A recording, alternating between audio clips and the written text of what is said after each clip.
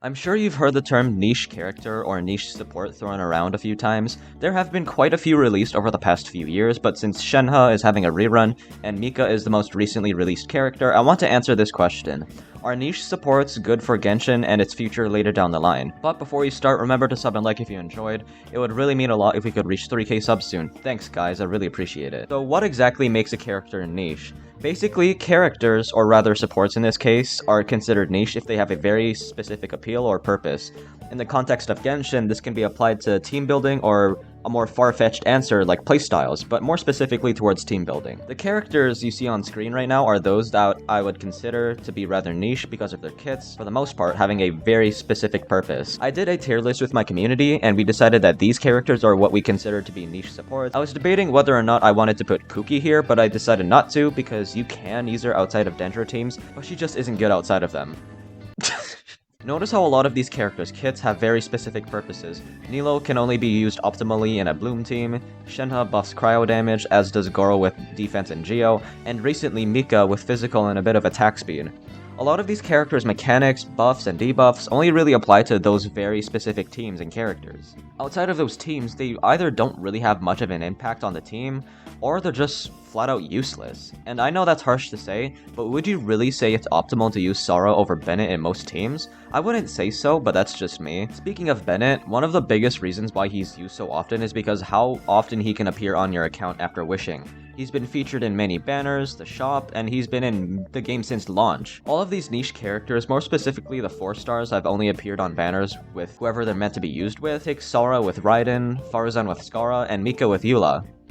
Wait. The point is that they are obviously created with the intent of being good for specific characters, and it's not a coincidence that these guys appear on certain banners. It doesn't happen often, but there are times when some characters don't feel as good without their dedicated support. Take Skara and Itto for example. Skara can be used without Farazan, but she just boosts his damage by a noticeable amount. And the same thing goes for Itto when he uses Goro.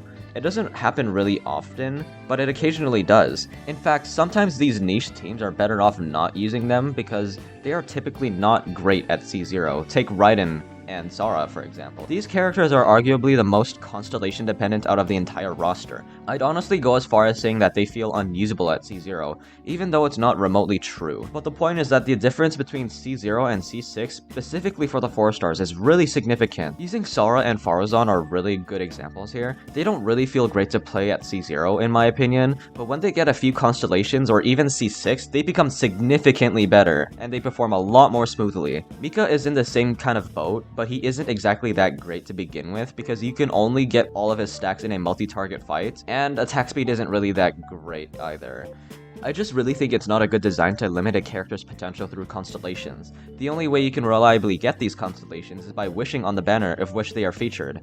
And again, that will likely not happen because of how they are usually paired with specific characters. It can take a very long time to get even a single copy. Nilo and Shenhe get a pass because they are 5 stars and you can guarantee them, but the remaining characters are 4 stars, so there is no way you can even guarantee a single copy, let alone 7 of them to get C6. Even though I've said mostly negative things about niche supports, they do typically have one very good use. If you really enjoy playing a hypercarry team of that elements, say Itto with Geo, Raiden Electro, Xiao and Anemo, and maybe even Ayaka within a freeze team, niche supports are almost guaranteed to be somewhat of an improvement for those teams at C0, or they can completely fix any problems those teams might have at C6. As a person who mains Xiao, C6 Farazan is honestly a godsend. It makes Xiao look top tier.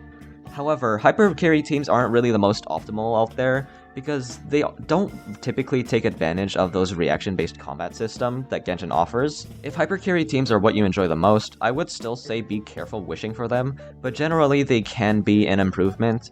Now let's answer the main question of the video. Are niche characters good for Genshin and its future? In my opinion, it's both yes and no, but I'm leaning towards no. The reason why I say both is because I don't think it will really affect most people that play this game in the first place. But for the most part, there are a lot of replacements you can use over the niche support character of that team.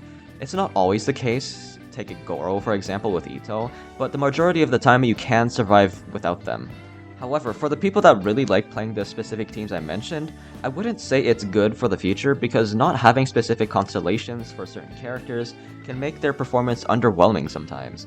Wishing for them is not really efficient for your account because more often than not, it will take you more than a single 10 pull to get a single copy of them. Certain characters like Ito who need their dedicated support are not really good design in my opinion. Sometimes having to forcefully invest into multiple characters to make one specific team work is just a bit demoralizing because grinding for artifacts, talents, and other materials can be very tedious sometimes. Thanks for watching guys, remember to sub and like if you enjoyed, it would really mean a lot if we could reach 3k subs soon. Have a good night and day wherever you're at, and I'll see you all next time. Peace and take care, and I hope you enjoyed.